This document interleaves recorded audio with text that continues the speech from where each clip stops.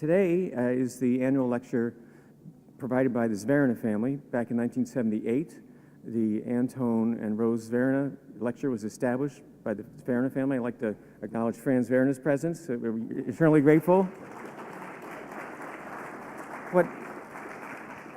What it does for us is it gives us the ability to bring to campus some distinguished scholar. Originally, it was pretty narrowly focused on the history of medical technology. We broadened it at various times, but I think in some ways this evening's talk will come back to technology in a very real way. The speaker tonight is Beth Linker. She teaches at Penn.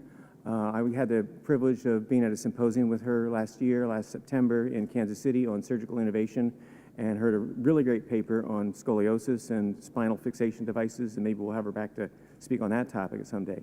But tonight's topic is the rehabilitation of soldiers in World War I. I won't go into any great detail, but give you a little bit of background on Beth. She got a BS at Ithaca College and then got a PhD at Yale, working under John Harley Warner, who's a co-author of mine, a really great historian of medicine. I think probably the most knowledgeable historian of American medicine in this country today. She's done some really great work that we, as our medical humanities reading group, has explored. She's done an essay that appeared recently in the Bulletin of the History of Medicine on disabilities and looking how that as a body of scholarship fits into or does not fit into the history of medicine.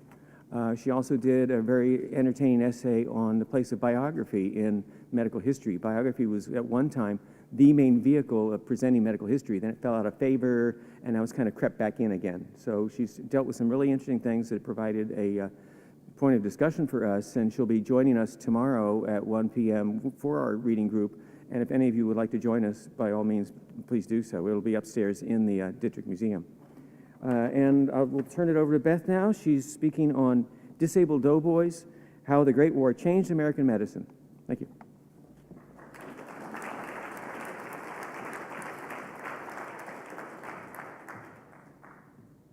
Thank you, Jim, for that very kind introduction, and thank you to the Zverina family for sponsoring this lecture and for bringing me out here to Cleveland.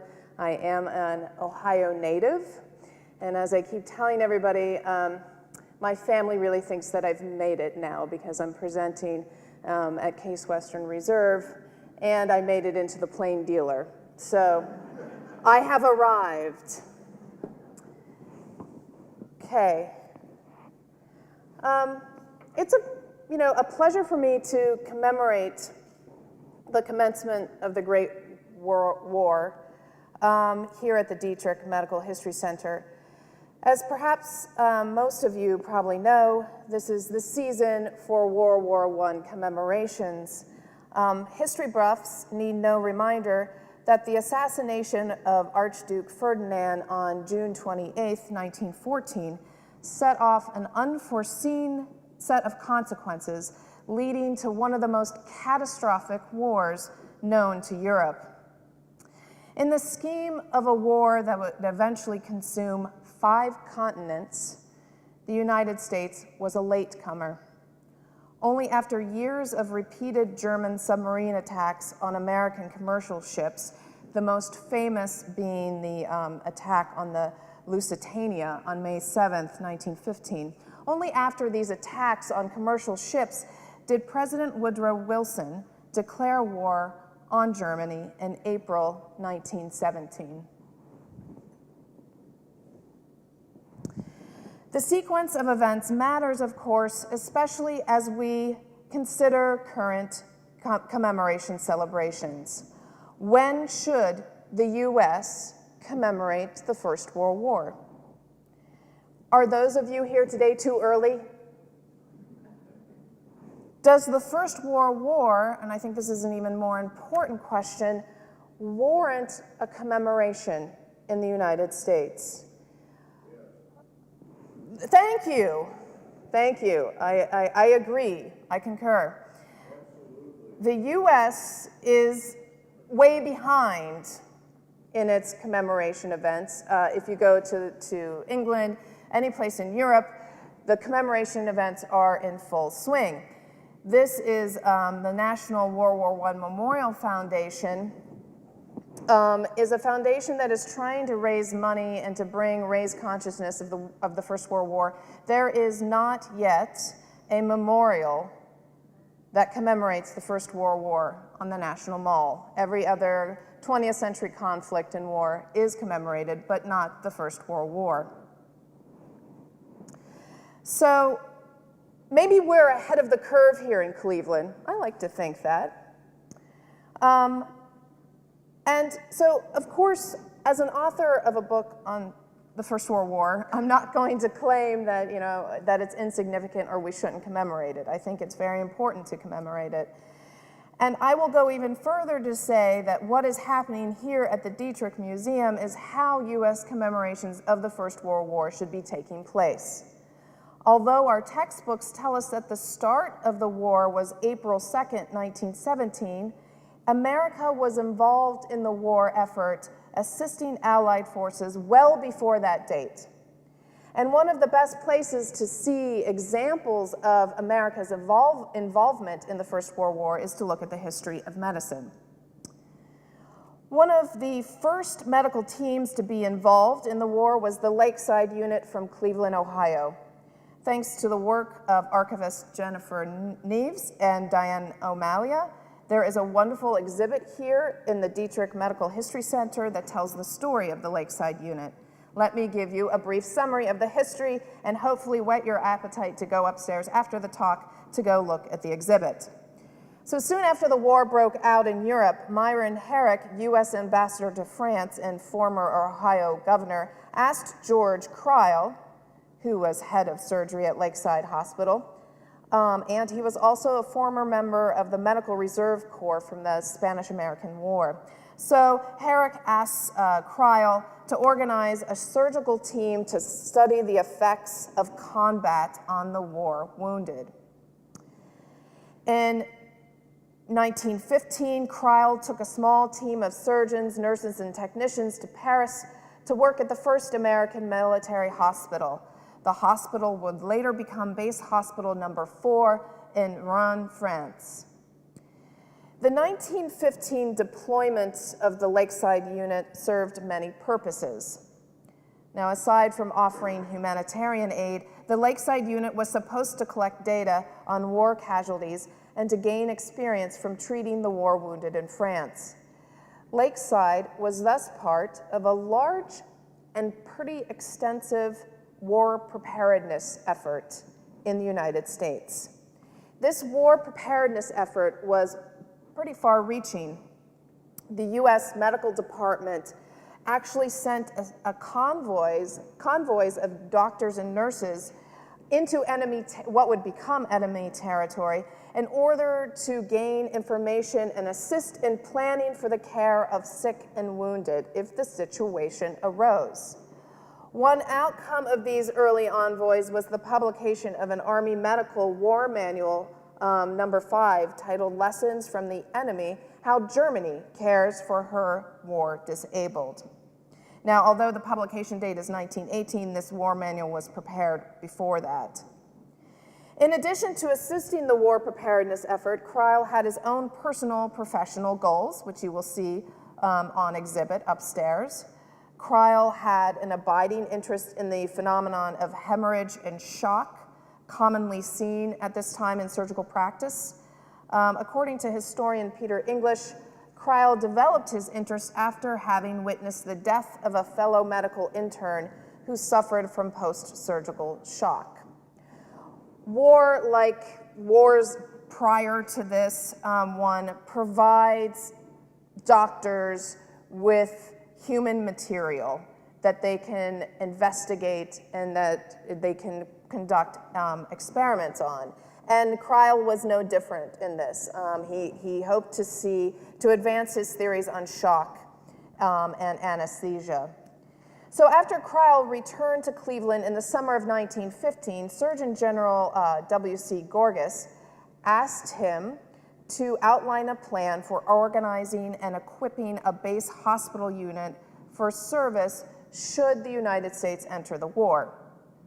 Crile's plan became the model for the Lakeside Unit, as well as those units sponsored by Harvard, University of Pennsylvania, University of Chicago, and other universities. The Harvard unit is especially important for my talk today because the team included an orthopedic surgeon. Neurosurgeon Harvey Cushing led the unit with Robert Osgood as the representative for orthopedic surgery. Osgood and his Boston colleague Joel E. Goldthwait were itching to become involved in the war effort. Enthused by the gains that orthopedic surgery was making as a result of the Great War, Goldthwait already in 1915 said in print that he thought that the United States would ultimately assume some part in the struggle, even though the Wilson administration maintained an unmistakable position on neutrality in the early years of the war. Convinced that U.S. involvement was imminent, Goldthwait created in 1916 an Orthopedic War Preparedness Committee, a group that would inform both the American Orthopedic Association and the American Medical Association of the growing need for military orthopedics. As Osgood and Goldthwait's activities make clear, American orthopedic surgeons became engaged with the Great War during the early years of the conflict, assisting their foreign colleagues both intellectually and physically. American orthopedic surgeons felt not only allegiance to their own country, but also to their profession, which since its founding was quite international in scope. The American Orthopedic Association was established in 1887, and although it was intended to be a national organization, it drew members from many regions of the world. The membership roster included famed orthopedists from other countries, such as William John Little, Hugh Owen Thompson, and Sir Robert Jones. Those three men were from Great Britain. Adolf Lorenz from Austria, Julius Dollinger from Budapest, Fitz Lang from Germany, and later on Vittorio Pucci from Italy. Orthopedic surgeons were also needed abroad, for the field was gaining legitimacy in most warring nations. When the war broke out on the European continent in 1914, orthopedic surgery had not been a recognized military medical specialty in the US, nor was it recognized in most of the belligerent nations involved in the war. This fact would slowly change as Germany, Austria, France, and eventually Great Britain experienced such massive casualties that replenishing the front line with fresh, able-bodied men became nearly impossible. Introduced first in Germany and France in the wake of such disastrous battles as the Somme, where armies endured upwards of 60,000 casualties a day, orthopedic hospital schools and vocational curative workshops became part and parcel of each nation's military defense strategy. These new programs in orthopedics promised to make moderately wounded men well enough to re-enter combat. And they also promised that if the soldier was so wounded that he could not be returned to the front line, he would be re-educated somehow so that he could be put into munitions and factories. So this would all still help with the war effort. And so once Germany, Austria, and France begin these rehabilitation programs, other belligerent nations quickly join in. And ultimately, this demand for healthy, functioning male bodies made rehabilitation, which is the subject of my book, seem like a necessity to the success of any modern state at war. As soon as the US declared war on Germany on April 6, 1917, Sir Robert Jones, who is a famous British orthopedic surgeon, he wires Goldthwait and all the members of the American Orthopedic Association, urging them to come to Great Britain to assist him in the rehabilitation effort. Gorgas, Surgeon General Gorgas, endorsed Jones's request, telling Goldthwait that Gorgas wanted Goldthwait to learn how the British delivered orthopedic care so that the US could follow suit. The Goldthwait unit, composed of Goldthwait and 20 other orthopedic surgeons, they arrived in Liverpool on May 28, 1917. Less than a month after this arrival, Goldthwait already had impressive statistics to share with military officials back home. He writes, of the first 1,350 cases seen at a hospital in London, 1,000 men were discharged back into the army, and the remaining 350 were all discharged into industrial training. So these transatlantic relationships that are developing among orthopedic surgeons will become essential for the US, especially for these US orthopedic surgeons who are trying to establish legitimacy of their own field. Less than 4 months after the US declared war on Germany, Surgeon General Gorgas established a division of orthopedic surgery. Now, this was separate from both the division of general surgery and the division of medicine. Prior to the Great War, orthopedic surgery, as I had said, had not been a recognized military medical specialty. During the Civil War and the Spanish-American War, general surgeons took care of all types of battle wounds and were responsible for everything from amputating limbs and removing flesh-lodged bullets to bandaging fractured bones. But following the example set in motion by both the Allied and Central Powers, the US Army of the First World War gave orthopedic surgeons a level of administrative legitimacy and autonomy that they had never before experienced. Goldthwait returned to America in August 1917 after helping out Sir Robert Jones, and he quickly helped the creation of this division of orthopedic surgery.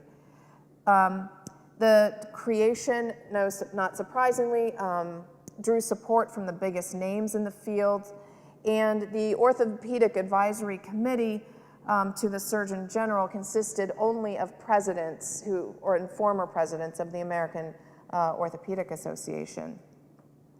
Now, from the outset, orthopedic surgeons intended to make themselves central to US military medical care, not specialists. That's how we tend to think of it. They did not see themselves as specialists who would remain on the periphery. Gorgas had given them quite a bit of leverage, and he mandated that the director of military orthopedics would be responsible for the care of all orthopedic conditions, and this meant also developing all necessary organizations, including special hospitals and the equipment, both at home and abroad. Other orthopedic surgeons, so we had orthopedic surgeons both abroad and at home. Some other orthopedic surgeons themselves took the definition of what their responsibility was even further, contending that orthopedic care of the soldier was to begin at the time of entry, and orthopedic care should continue continuously until the soldier was returned to active duty or, if disabled, to industrial life. Now, the Division of General Surgery, the older and better established military surgical division, was not too happy about this. They felt threatened by orthopedic surgery's newly found power. Dr. Charles W. Mayo, a general surgeon who had always taken an interest in orthopedic matters, yes, the founder of the Mayo Clinic, he protested the creation of the Division of Orthopedic Surgery, as did famed Philadelphia surgeon William W. Keene. In response to the complaints voiced by general surgeons, Goldthwait and his colleagues insisted that, in following the example of Sir Robert Jones and the British, it was obvious, to them at least, that the two branches of surgery had distinct goals and practices. So Goldthwait, Mayo sends Goldthwait a pretty angry, testy letter saying, basically, you're taking over our field, and really general surgeons are the chief surgeons who should take care of injured soldiers. And Goldthwait sends this rather clever response back to Mayo, saying, the chief difference between general surgery and orthopedic surgery is that with the latter, the operations that are frequently required are only incidental to the general treatment and can undoubtedly be performed by any reasonably clever surgeon. Following the operation, the great work of the orthopedic surgeon begins in attempting by means of special exercise, special apparatus, as well as a great deal of many other details, to restore the damaged part to as nearly perfect condition as it is possible to make. So basically, he's downplaying general surgery as, any clever surgeon can do an amputation, but orthopedic surgeons have to know everything from the surgery and also have to know everything about aftercare and how to get the soldier reemployed or back onto the front lines. So, in other words, Goldthwait wanted general surgeons to just stick with their simple operations, stick with the knife, and orthopedic surgeons would become managers of all other types of care. Now, as you can imagine, the task of caring for disabled soldiers from the front line to the assembly line required radical control. Goldthwait was fairly well versed in Frederick Winslow Taylor's The Principle of Scientific Management, and he employed those principles under his command. He became chief of military orthopedic surgery for the American Expeditionary Forces, and when he arrived back in October 17, he immediately set to work not only on the construction of 35,000 hospital beds, but also on the creation of a more efficient and standardized system of triaging orthopedic patients. In order to make sure that injured men did not go home with joint contractures, he established orthopedic stations at every step of the injured soldier's journey, from the interior battlefields along the Western Front to the northern shores of France, where ship liners would carry them back home, and also then at home he would have these orthopedic stations. Now, each of these stations would have a splint team consisting of one orthopedic surgeon and 2 orderlies who would then apply the appropriate leg splints or arm splints. These standardized splints were applied and reapplied at every hospital, from frontline field hospitals and rear-line base hospitals to transportation hospitals. Those were the hospitals found on trains, and evacuation hospitals. Now, this assembly line type of care, Goldthwait maintained, was necessary to successful aftercare at home. Output informed the preliminary steps of care.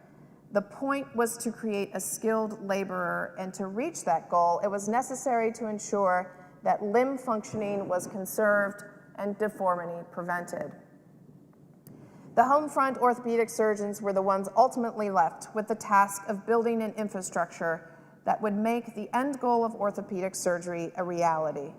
The largest task was the construction of military reconstruction hospitals and rehabilitation hospitals, and outfitting them with the proper equipment as well as qualified personnel, including medical assistants such as occupational and physical therapists, and I will have more on this later.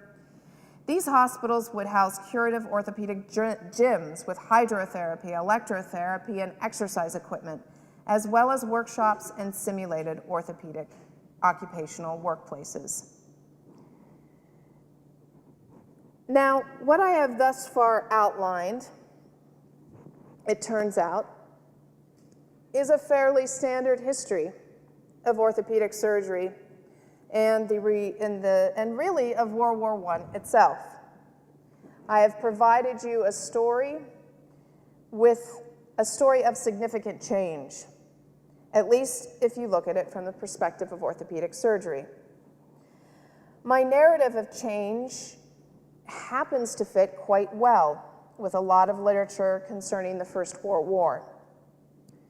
World War I is often thought of as a conflict that changed the fabric of life from the level of the very personal to the societal. There was a rift in time. World War I, more than any wars before it or after, had been, at least how US and Europeans had seen it at this point, was an event that brought about all-encompassing change in art, literature, society, culture, and last but not least, medical practice and science. You will find poets, so we have Rudyard Kipling and Wilfred Owen. Out of World War I comes Ernest Hemingway. We have the art movement of Dadaism. And in all of these works of art, there's a sense that the adolescent illusions that the world was reasonable or just suddenly disappeared. The poet Philip Larkin would write that there would never be such innocence again. And art and poetry at this time after the war would reflect a deep sense of absurdity, sarcasm, and black humor.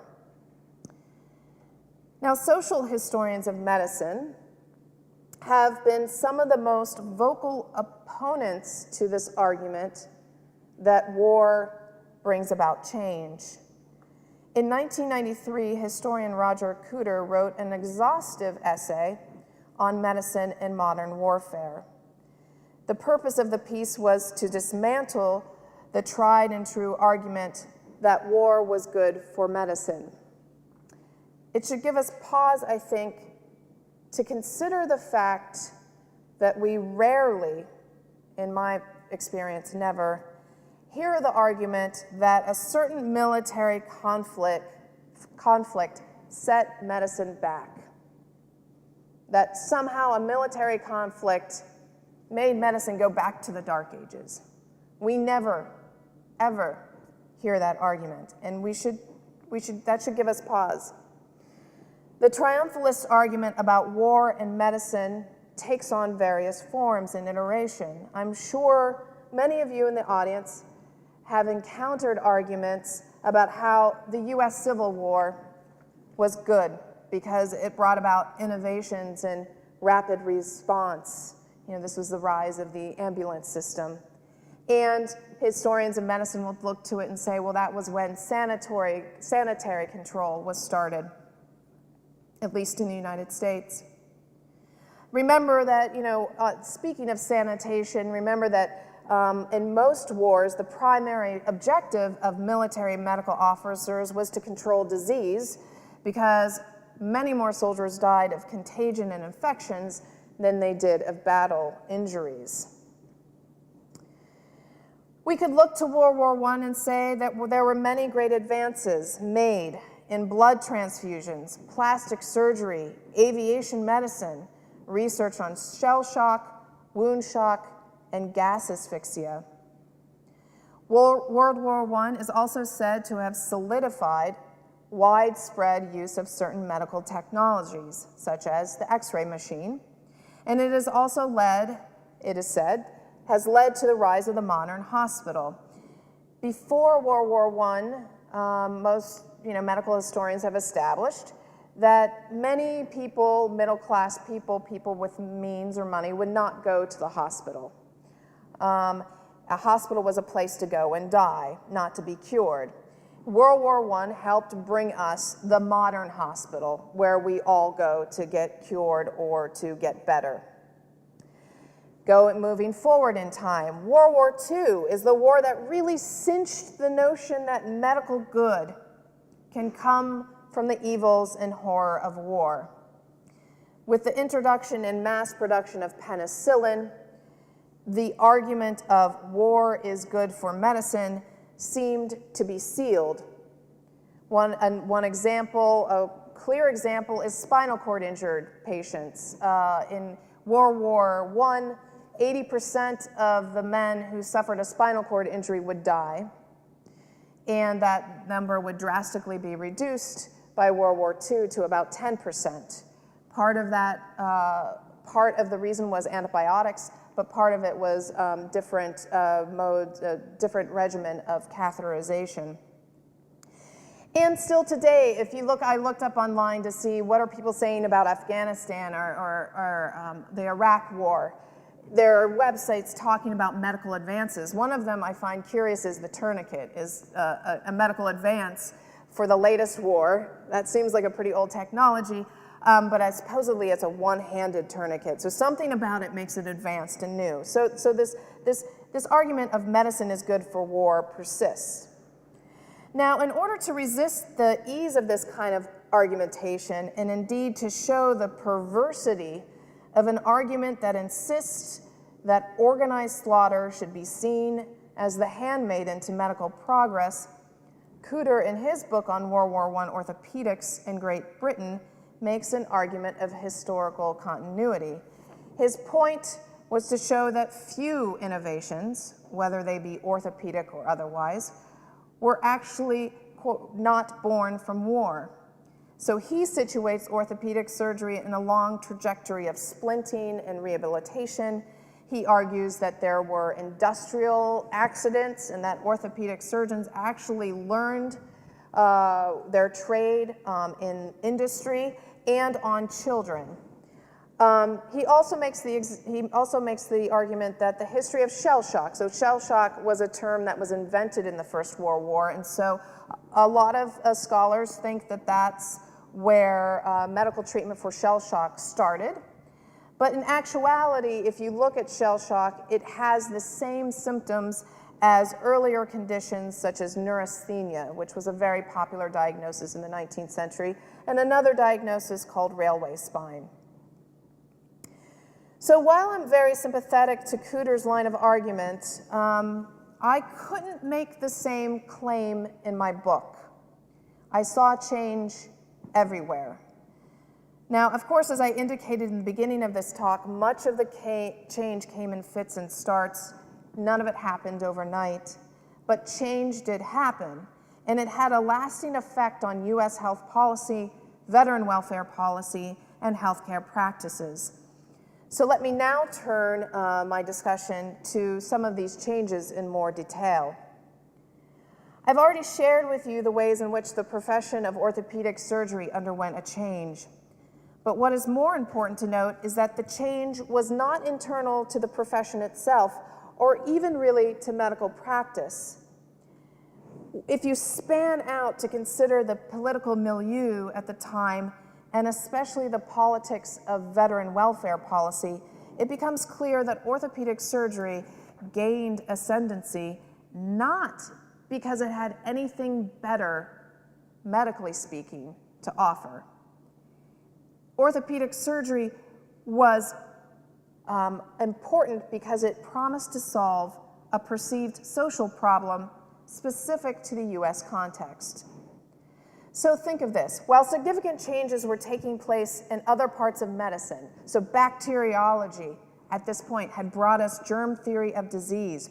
In surgery, there are much better techniques in asepsis and antisepsis, and morbidity rates are going down. Orthopedic surgery, the practice and theories of orthopedic surgery remain pretty static. Aside from a handful of minor operative techniques developed over the course of the 19th century, the orthopedic surgeon of 1910 looks very much like his counterpart practicing in the 1860s. Men of both generations relied on trusses, braces, traction, and other mechanical devices to straighten crooked backs and limbs and to bring relief to painful joints. I should note here, orthopedic surgery was not really surgery as we think of it. They did not use the knife that often at this time or in the 19th century. So the novelty that orthopedic surgery offered came in the form of medical welfarism, a new kind of scientific charity in which medicine validated the felt social need to make the war disabled useful again. The rise of orthopedic surgery can only be understood then if one looks at the history and debates concerning the American veteran welfare system.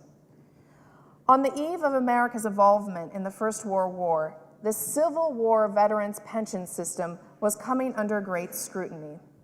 A growing number of early 20th century journalists, elected officials, and politicians argued that Civil War veterans who had once been honored for their sacrifice in the battle, these people were no better now than a deserter, a straggler, a coward. The Civil War veterans' fall from grace arose not from anti-war sentiments, but rather from perceived injustices in the Treasury Department, the branch of government responsible for paying out pensions to veterans after the war. The chart gives you a sense of the veteran pension system and how it becomes a bloated, targeted welfare system at this time. So by 1915, the aggregate cost of a 50-year-old pension system exceeded $3 billion, with the U.S. government paying out over $200 billion annually. Most Americans assumed that the cost of the Civil War pensions would take a drastic plunge by the early 20th century. Since 50 years after the war, very few veterans were still living and would be able to make benefit claims. But the opposite happened. With each passing year in the 20th century, more and more money went into the pension system, so that by 1915, the cost of the pension system had exceeded the actual cost of the Civil War itself. So in the years leading up to World War I, certain progressive reformers began to see the veteran as a problem to the social order. The primary criticism of the Civil War veteran welfare system was that it allowed pensioners to live off the government without the government expecting anything in return. Veterans became the symbol of war's waste, a term used at the time to protest the human and economic costs of war. In 1917, Woodrow Wilson appointed two internationally known and informed progressive reformers, Judge Julian Mack and Julian Lathrop, to draw up legislation to make sure that World War I veterans would not receive the same kind of benefits that was promised to the Civil War pension, to the Civil War veteran. Mack and Lathrop moved in the same professional and social circles, and both had expertise in family protection and the actuarial sciences. The two reformers drafted a complex piece of legislation that could guarantee government life insurance and a provision for the rehabilitation and re-education of all disabled soldiers. The War Risk Insurance Act, as it became known, passed Congress on October 6, 1917, without a dissenting vote. Now, the promise of rehabilitation was that it would get veterans back into the workforce and making them productive, tax-paying citizens. The notion of what the country owed its citizen soldiers injured from war became radically redefined in this legislation. The veterans of America's First World War were expected to become citizen workers once their military service was over. They were to make useful lives and not to languish at the expense of the U.S. Treasury. In a real sense, they were expected to be the opposite of the Civil War veteran.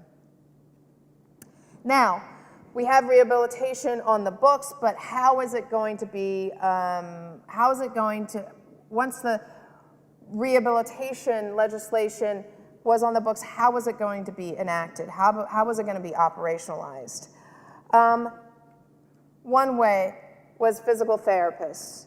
This was an entirely new profession. There were no physical therapists before World War I, and these orthopedic surgeons knew that they could not take care of patients from the front line back home. And so they needed women, they wanted women, who were trained in physical education. So a lot of these women had backgrounds in physical education.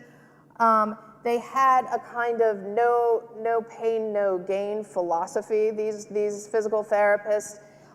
They would engage in stump pounding drills. So I've seen pictures of amputee soldiers having to pound the stump because this was supposed to harden the stump so that a prosthetic limb could be put on. They were, in other talks I've called these women with brains and brawn. They were tough women. The other thing that had to happen is infrastructure in hospital and hospital beds. Prior to World War I, most hospitals were tents. And the belief, it was better to have a tent because you could tear, if there were any kind of infectious disease, you could tear it down and burn it. They really didn't want many permanent hospitals. But with rehabilitation, you need a lot of infrastructure. In May 1917, the medical department secured funding from the War Department for the construction of new hospitals.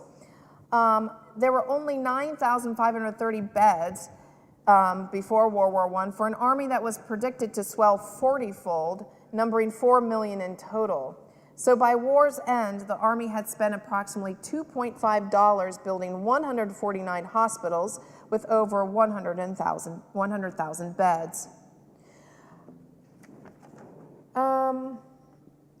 So this gives you a little sense of why they needed all this space. Orthopedic surgery required a lot of space. One was this World War I Balkan frames, which the soldiers would, with fractures, they would put the soldiers in these Balkan frames. This was an orthopedic appliance shop. So this was a place where orthopedic surgeons would make limbs and adjust limbs. And here's an actually better picture, although this is not from inside a hospital. But the story is that, you know, most limbs were, prior to World War I, you would go to a commercial house to get a limb. And you would go to a limb maker, somebody who actually made limbs. You didn't necessarily need a doctor. You didn't need to go to a doctor. But with World War I, what we see is that these orthopedic surgeries start taking control over limb making, become interested in it, and they bring limb making into the hospital. And what's really interesting is that they bring limb making into the hospital, and then they have the amputee soldiers who are rehabilitating in the hospital come into the limb making and make their own limbs, prosthetic limbs. So it has a kind of totalizing logic to it.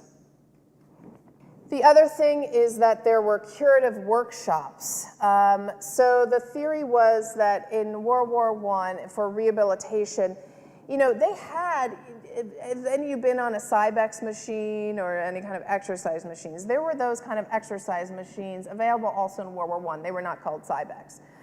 And some people were saying, why don't we just exercise? You know, part of rehabilitation is exercising, building muscle strength. The orthopedist said, no, no, no, we're not going to just have somebody on a machine doing exercise. We're going to have them actually mimic a workplace. And if you had to if you had to strengthen your elbow or your arm, you would do some kind of work that would strengthen your arm and elbow in a simulation. So here's an automotive repair shop at Walter Reed. So last but not least, the World War I shift from an entitlement model of veteran care to rehabilitative one led to the creation of the Veterans Bureau. This is probably one of the greatest legacies to come out of the First World War. The transition from the War Risk Bureau to the Veterans Bureau and then eventually the Veterans Administration was not a smooth one. Despite all the planning, the War Risk Bureau was caught unprepared with the signing of the armistice in November 1918, with no real infrastructure to care for the hundreds of thousands of soldiers who became veterans overnight. There was no non-military generalized hospital program for veterans. There was no plan for how to screen or rate disabilities, and there was no staff. In an ad hoc effort to cope with America's demobilization, the Bureau relied on the U.S. Public Health Service hospital until they could build their own hospitals. So by the middle of 1919 already, this should sound familiar to you, complaints about overcrowding was already starting to emerge concerning the Veterans Bureau. A congressional study showed that less than a year after war's end, there was a huge backlog of pending cases and not enough hospital beds to service the growing number of disabled veterans. One of Woodrow Wilson's last presidential acts was to appropriate $18.6 million to the building of hospitals for veterans and to create a separate agency that would become the Veterans Bureau.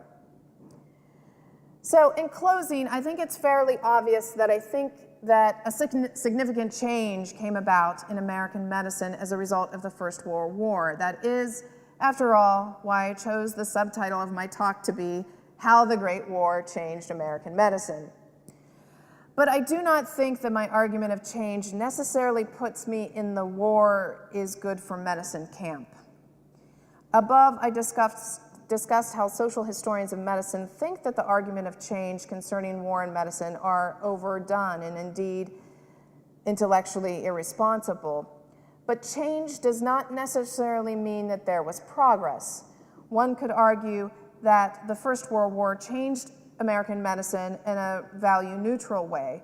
The change could be either good, bad, neither, perhaps a little of both. So, were the changes instituted with the First World War an improvement over what came before it? Isn't the Veterans Administration system progress? I get that question a lot these days. Well, I think it depends on whom you ask. If you ask an orthopedic surgeon, he would almost undoubtedly say yes.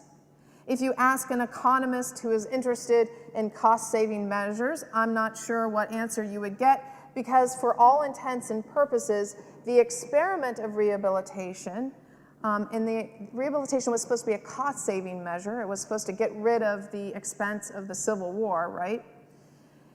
That experiment failed. Now, what if you ask the question of a veteran of war, or what if you ask an American citizen, or a person who has a family member in the military? In many ways, the rehabilitation and medical care model of veteran welfare was an improvement over the system of Civil War-era pension payments.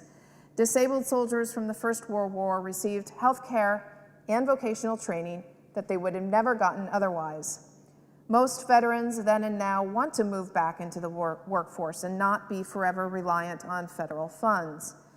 But war creates complex physical and mental disabilities, many of which go beyond the scope of medical cures. Moreover, the rather lofty vision of providing a veteran care until he's completely cured and return him to the workplace was a perennial sticking point. From the beginning of the rehabilitation movement, many disabled soldiers felt that they needed more time to recover, months and even years, before they were ready to seek out employment. From the 1920s onward, we see VA officers and doctors under constant threat of budgetary constraints, sound familiar?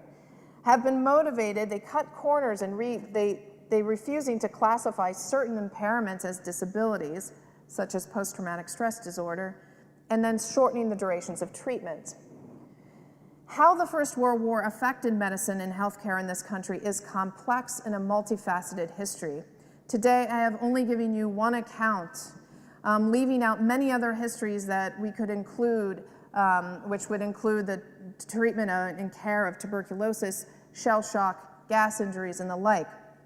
What I hope to achieve with this talk is to demonstrate the importance of the First World War to American history. The war is often peripheral to US history and also to the more European-centric accounts of the conflict. For me, however, the First World War is a crucial nodal point that bridges the 19th century in US history to the 20th century. And if we don't understand the First World War, we will fail to understand ourselves and who we are today. Thank you.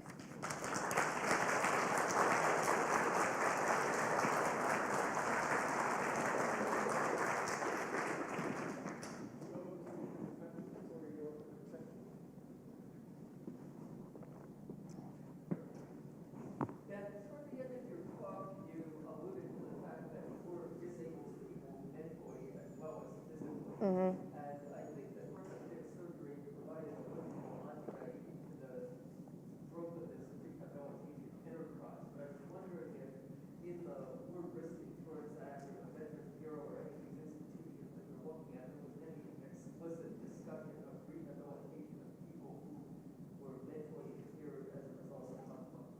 Yeah, they kind of grouped, the interesting thing about the rehabilitation movement, at this time, is they didn't break patients down by diagnostics that clearly.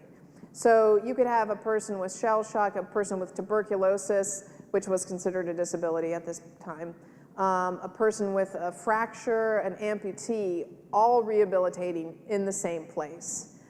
And the psychological sciences at this point are not what they are today.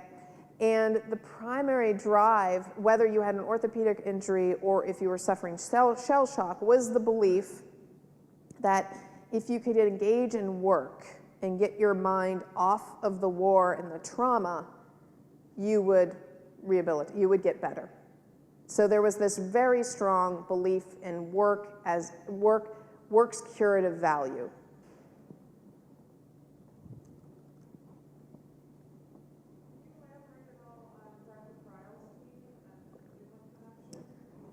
You might want to talk to the archivists up here.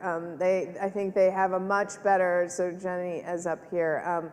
I don't know as much as I should about cryo, but if you go to the exhibit upstairs, and I'm sure Jennifer would be willing to field questions about that.